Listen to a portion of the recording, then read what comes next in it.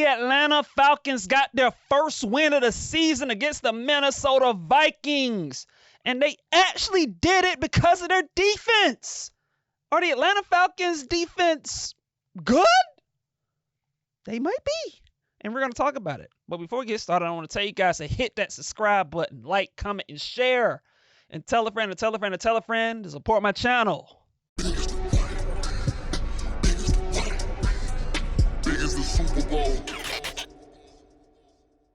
That's right. The Atlanta Falcons got the win against the Minnesota Vikings. 22-6 was the final score. Yes, the Atlanta Falcons held the Minnesota Vikings to 6 points. And woo, was this was a dominating performance by the Atlanta Falcons. Now, it wasn't always pretty. You know, the offense had some issues, and I'll probably get into a little bit of those issues in a moment. But, you know, the Atlanta Falcons, they controlled this game from start to finish, pretty much. You know, and look, I got to start with the defense. Like I said, you know, in the preview, like I got to start with this defense. The defense for the Atlanta Falcons was outstanding in this game. They were outstanding. And I got to give credit to Jeff Ulbrich, the defensive coordinator. I think it's clear through 2 games. And look, it's only 2 games. You know, we got a long way to go. But for me, I think it's been clear for 2 games that the defense, Jeff Ulbrich is an upgrade as a defensive coordinator compared to what Jimmy Lake was providing the Atlanta Falcons last season. Like, the defense is just markedly better. They're markedly more physical. They're faster. They're more athletic. The defense, again, was outstanding, in particular in the front 7. They were getting after J.J. McCarthy, and they were just getting all up in them. They were pressuring, getting through the offensive line. And look, I know Minnesota was playing with a retooled offensive line. They were missing a couple of guys. I think their right tackle and their center's out, and so they had some issues. But look, man, as an Atlanta Falcon fan, I've seen this defensive line over the years play against any offensive line, whether that offensive line is good, bad, injured, healthy, whatever. I've seen the Atlanta Falcons pass rush play against all kinds of offensive linemen, no matter how injured or healthy they are, and they never get after the quarterback. But that changed last night against the Minnesota Vikings. I saw an Atlanta Falcon defense playing hungry. They were active. I saw some young dogs running around in the backfield, getting after J.J. McCarthy and stopping a run and not allowing Minnesota's offense to get in the rhythm. The Atlanta Falcons defense was active, and I love it. I love it. I love what I saw from the Atlanta Falcons defense. This is the best I've seen the defense look ever, maybe in 10 years, maybe longer than that. I mean, it was beautiful to watch. It was beautiful to watch the Atlanta Falcons defense get after Minnesota. And like you look at the fact that the Atlanta Falcons had 5 sacks in the first half. 5 sacks in the first half. They had 6 total throughout the entire game. The last time the Atlanta Falcons had 5 sacks in a half was in 2009. We going back 16 years since the last time the Atlanta Falcons had 5 sacks in the first half. The last time the Atlanta Falcons had 5 sacks on the road in the first half was in 2002. 23 years ago. Mike Vick's first full year as a starter. Dan Reeves was the head coach of the Atlanta Falcons during that time. Wade Phillips was the defensive coordinator during that time. You got to go back to 2002, 23 years ago, to find the last time the Atlanta Falcons had 5 sacks in the first half on the road.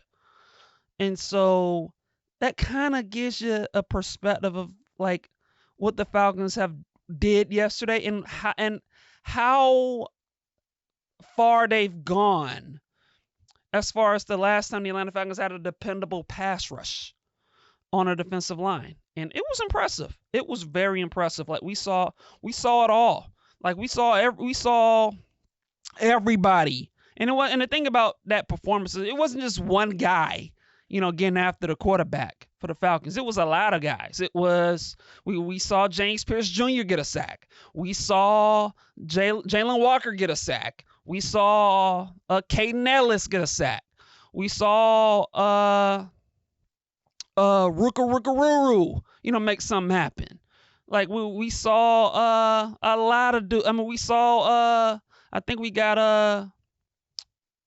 man, I'm losing my train of thought here. I apologize. But we saw guys in the secondary make something happen. Like it was a lot of guys getting. We saw man, like it was just great. It was unbelievable. We saw a lot of guys for the Atlanta Falcons get a sack, man. Just get pressure. Generate pressure from all over. We saw linebackers. We saw defensive linemen. We saw defensive tackles. We saw dudes in the secondary get after the quarterback. It was great to see. It was great to see, man. And like it was incredible. We saw Devin Diablo, the new addition from the Oakland Raiders. He was making things happen. Getting in the backfield, creating havoc, blitzing. It was really impressive for the Atlanta Falcons to create havoc on the Minnesota Vikings. And like I said, I want to give credit to Jeff Ulbrich, the defensive coordinator, and also this. And look, I've been hard on this dude for over the past few years. I gotta give some love to Terry Fontenot. I do, because it's been 2 games, but so far, it's looking like Terry Fontenot might have had his best draft as the general manager of the Atlanta Falcons. He nailed this year's past draft. Like that's the way it's looking. Like we're 2 games in, and every rookie had a positive contribution to that game against the Minnesota Vikings. Like I said earlier, James Pierce Jr. got a sack. Jalen Walker got a sack. Xavier Watts got an interception. And Billy Bowman also had an interception.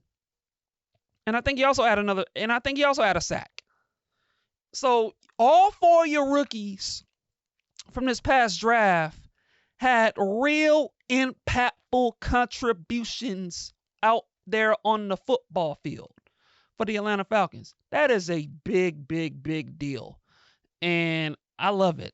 Like I'm looking at this defense right now, and like I said, they got to build on this. They got Carolina next week, and so you gotta be consistent with it. But I gotta admit this, as an Atlanta Falcon fan, I was kind of nervous about what this defense was gonna do this season.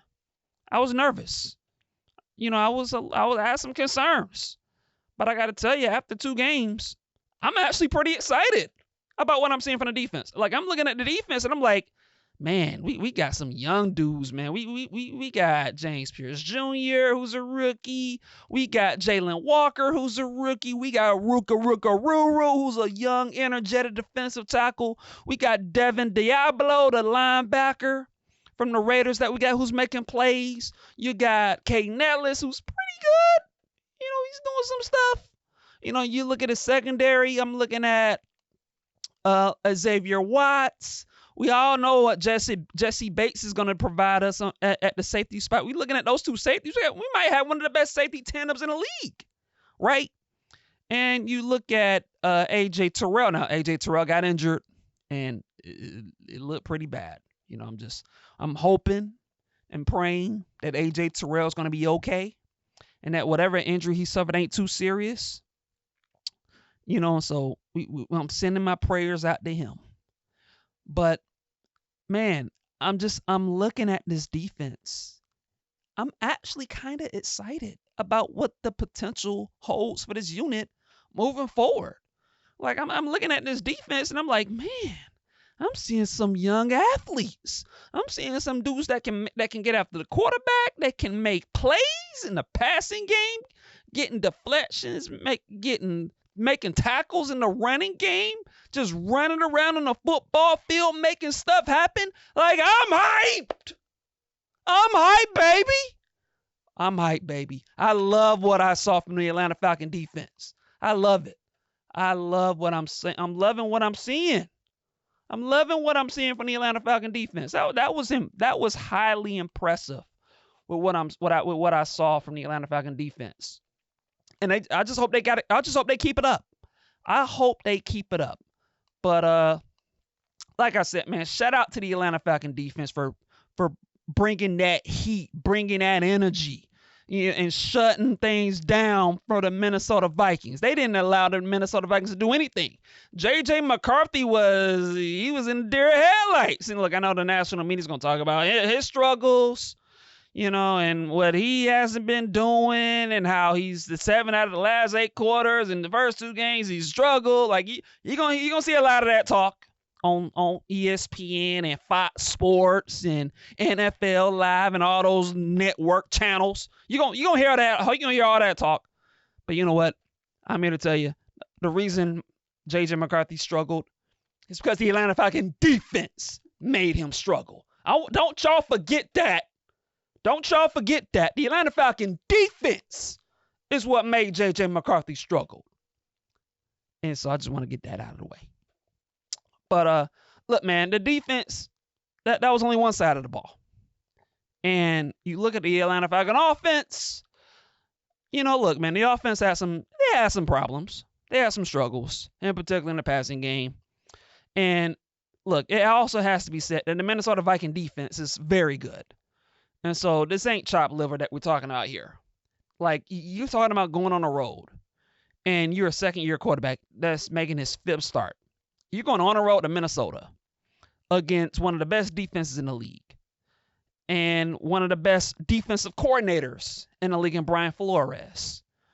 And I'm not surprised that the offense struggled at times the way that it did. And it looked really ugly on that first drive when the Atlanta Falcons offense couldn't get the plays in. You know what I'm saying? Like, it was a struggle for Zach Robinson and for Michael Penix to get the plays in. And in part because of that Minnesota Vikings crowd. Like, it's one of the loudest crowds in the league. No question about it. And so it looked really dark. And as a Falcon fan, it was frustrating for me to watch that, the Falcons had to call timeout on the first drive of the game. And then after you call timeout, you still couldn't get the play in. And I think it was 4th down, 3rd down, and the Falcons had to kick a field goal. Like, that was pretty embarrassing for me to watch. I'm not going to lie to you. It was. But nevertheless, even though the Falcons had their struggles, I got to give a shout out to Bijan Robinson in the running game. And I also got to give a shout out to Tyler Algier as well. I thought the running game was fantastic. It was a complete opposite of what the run game was against the Tampa Bay Buccaneers. Right? Like, it just was. And like the Tampa Bay, the running game couldn't get anything going against Tampa Bay, and they struggled mightily. Against Minnesota, the running game was fantastic. Bijan Robinson, oh my Lord have mercy, this dude is special. This dude, Bijan Robinson, look, I don't know where we're ranking running backs, but in my eyes, I think there's a clear top 4 when it comes to running backs in the NFL. Like, it's these 4 running backs, and then it's everybody else. I don't want to hear another conversation outside of these 4. And these 4 are Saquon Barkley, it's Derrick Henry, it's my man Bijan Robinson, and I'm gonna give some love to Jamar Gibbs with the Detroit Lions. Like, it's those 4 running backs, Bijan, Gibbs, Barkley, and Henry. It's those 4, and then there's everybody else. And when you look at Bijan Robinson and specifically, this dude is just elite, man. There's just not many dudes like Bijan Robinson.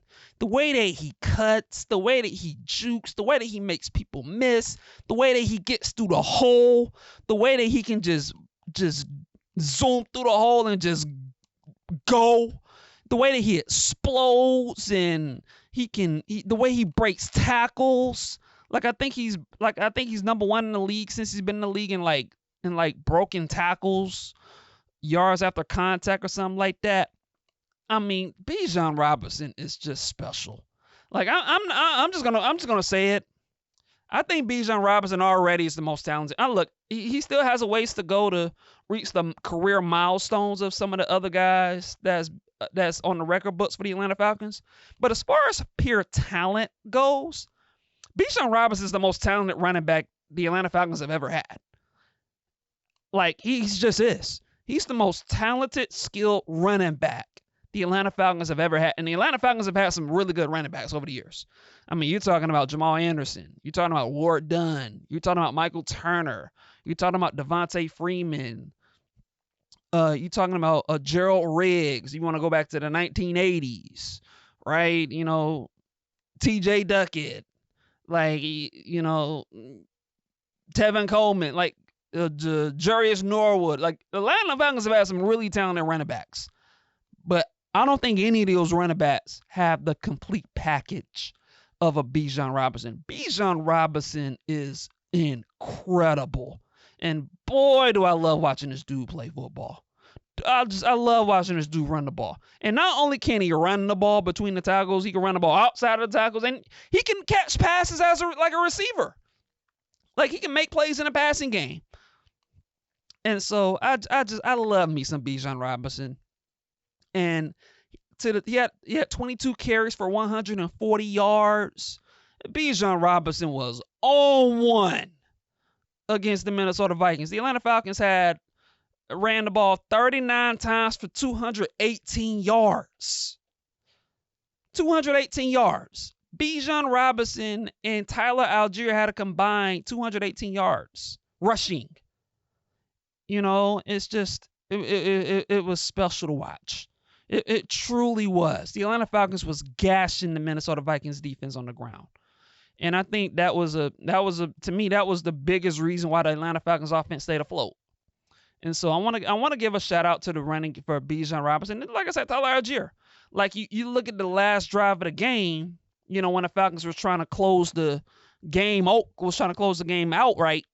And the Falcons went on I want to say, was it like a 22-play, 84-yard drive? It was a long drive. And you kind of, and the drive went, I want to say like 9 minutes or something like that. And the Atlanta Falcons, like, they just ran the ball down Minnesota's throats. And it was a lot of Tyler Algier who was running the ball. I think he had two 20-plus yard runs, you know. And so just to see the Atlanta Falcons close the deal the way that they did running the ball was encouraging. It was really good to see. And it was good to see the running game get going after seeing them not get going against Tampa Bay in week 1. And so I thought that was good to see as well. And look, the passing game is going to have to, there's some work that needs to be done when it comes to the passing game. You know, the passing game has not been up to snuff. You know, Zach Robinson, I thought it was a little bit of a mixed bag, and I'm probably being a little kind.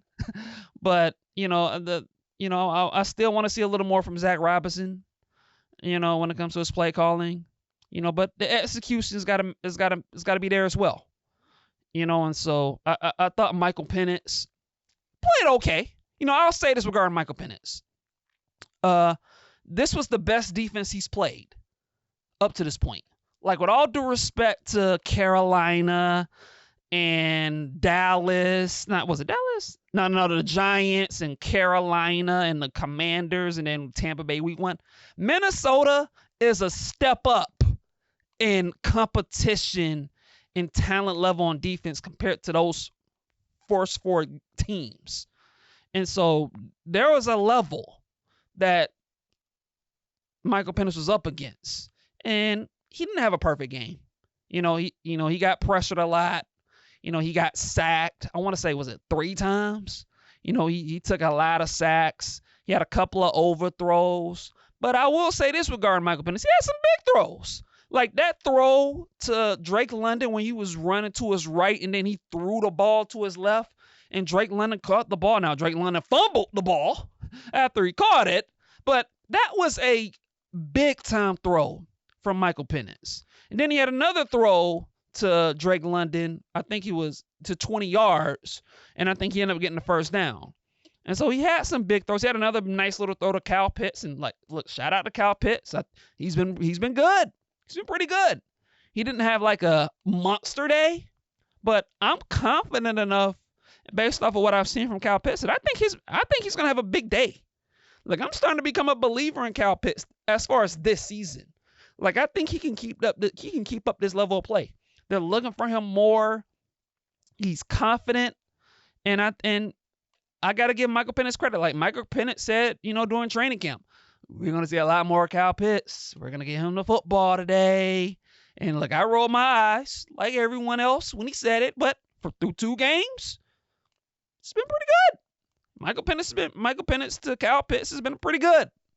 And so I'm optimistic that pairing is going to continue moving forward. And, so, and the most important thing with Michael Penix is he had 0. And what I mean by 0 is he had 0 turnovers. He took care of the football. He didn't throw for a lot of yardage. Like I said, he was only 13 for 21 for 135 yards. And so he did not throw for a lot of yardage. And he didn't have the big throw, the big 20, 30, 40, 50-yard big throws in this game. But he was steady, and he took what the defense was giving him, and he kept the ball out of harm's way. Like he didn't turn the football over. And so that was good as well. And lastly, I want to give a shout out to John Parker Romo, the kicker.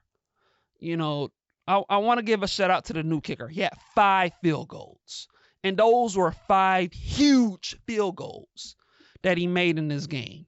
And so I want to give a shout out to John Romo. I think that's his name. I want to give a shout out to the new kicker that we have. Look, it was time to move on from Young Wei Koo, or as I'll call them, Young Wei Who, because I don't know where Koo's been. And so it was time to move off of him, and the new kicker stepped right in, and he made 5 field goals. So that was huge as well. Getting those field goals in. Now, obviously, we got to do a better job in the red zone. Like that's something that's going to have to improve, and hopefully that Zach Robinson will continue to evolve in the red zone, and we can get the offense going a little bit. That's something that we're hoping to see as well moving forward. But it was good to see the new kicker make 5 field goals, and so that's something to be encouraged with as well. That the new kicker is doing his job, man. He's doing his job, and he's making the field goals that he needs to make, and so that was good to see as well. But nevertheless, man, the story of this game for sure was the defense. The defense was outstanding. If I had to give a game ball, it would be to the defense. There's no real individual that kind of stood out. Like, you know what? I would probably give multiple game balls to all 4 rookies. Like James Pierce should get a game ball. Jalen Walker should get a game ball. Xavier Watts should get a game ball. And Billy Bowman should get a game ball. Like all 4 of those dudes should get a game ball because all 4 of those rookies made impact plays. And that was good to see, man. It was great to see. It was great to see the Atlanta Falcons defense step up. And the defense playing like this, it gives me some level of optimism that, you know what, man, maybe the Atlanta Falcons can exceed some expectations and they can make the playoffs. And who knows, maybe they can even win the division. And so I think there's some things to look forward to when it comes to the Atlanta Falcons. Man, there's some good things happening with these Atlanta Falcons, and they're 1-1, But, you got Carolina this week, and I think you can beat Carolina. I don't think Carolina's any good, and so that's a game that the Falcons should win. And then I think after that, you got to come. I think you might have a bye, maybe not. I haven't looked too much, but I know you have the Commanders coming up after you play the Panthers. And so, you're starting to see a little bit of some winnable teams. And so we'll see what's going to happen. We'll see what happens moving forward when it comes to these Atlanta Falcons, and hopefully AJ Terrell's injury ain't too serious, because we need him out there. But nevertheless, man, good win by the Atlanta Falcons. Very happy with what I saw on the defensive side of the ball. Very happy with what I saw from Bijan Robinson and Tyler Algier in the running game. Hopefully we get a little more, when it comes to the offensive side of the ball, and the offensive line can play a little better, and this passing game could be a little more efficient, and, we can hopefully that starts clicking moving forward. But good win, hell of a win by the Atlanta Falcons against the Minnesota Vikings. And we got the Carolina Panthers up next. And hey, man, let's get it. Let's get it. I love it. And rise up. Let's get it.